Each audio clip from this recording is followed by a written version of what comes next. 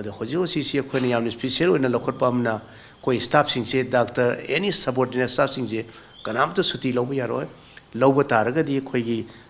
medical ground na lobu yaroi adu ma si khoi na medical board pu thoga nari na khanga suti pigani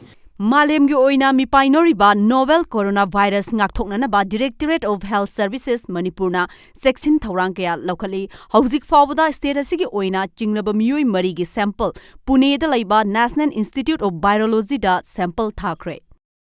Indian Council of Medical Research na GNIMS nodal officer ama koi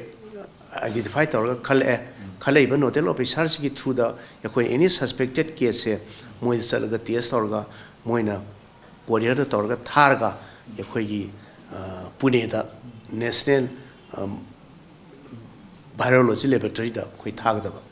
State asigi oina karigumba chingnaba amadi positive oiba case yauraklagadi lying sathananaba rims amadi jenims yauna district hospital singda isolated ward sing thamnanaba khangankre rims ki oina phamung taruk amadi jenims ki oina phamung taruk thamli masida sunatna private hospital singda su isolation ward sing thamnanaba khanghanba laikre aduna yakoina handaksi koi district hospital khudi makto order loina thokre district hospital su koi male ki ward manga female ki ward manga separately identify torga masi any fever with cough body ache and difficulty in respiration and sore home the waba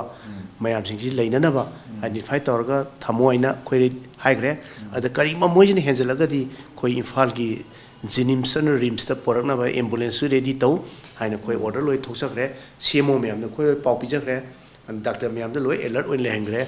Hauzik su more jiribam airport amadi atai border area singda thermal sensor sizinaduna achat awok sing check tawbagi thabak sathari Indian Council of Medical Research na thokpa guidelines ki matung inna China gi Wuhan province ta chatluba meeoi sing corona gi layong leirasu leitrabasu blood amadi respiratory sample sing lawgudabani amadi Wuhan province na taba China da chatluba singna corona gi symptom laklabadi sample sing khomjinaba khanghalakle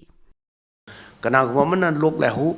toraba masa putek ba pukuksi ba haksang khangsu sondaraba amadi yam thuna ma je sor homba wabagi anabasi yor aba maddi khoi yam thuna hasan pubir kadamni adu karigumba sor homba yawdre ba isam sam lok khuba khopa naba lebasidi any doctor amada khoi chel gadam yek topi ba indiagi oina hauzik fawbada positive oiba case ahum Kerala da thengnaba natna misi mina thokpa laitri Malem gi oina hauzik fawbada sikhiba meeoi chahum ga humphugani thoi sukre masigi manungda China dagi meeoi chahum ga humphuma thoi amadi Philippines dagi amani novel coronavirus asidagi ngakthoknaba luna na leiba tangai fade masigi anabasi khoi vaccine leitri vaccine sadri aduga masigi hidak leitri hidak khangdri adu yakoina preventive measure mana nara matamda kari tawgdagi haibado adudani akoina hoji tawrise hojiki akoina tholeba jaga se sanga sembamdagi oirapanena akoina launari aduna sanga sembam sidagi masi ahambada yakoi sadagi sada sandokpa laina neba masi akoina kari haige the zoonotic disease goeba adubu matamat gi batungina sumasi sum change toriji kaino mutation torpa masi structure se masi RNA neba RNA ba khoi gi kaino de jin makalamani masidaida khoi gi structure si mutation torpa sidaida mongon ji change torpa haibadagi khaitang change torpa maji heda yamna changeable oiba masi maram du yamna mun khangdriba adugumba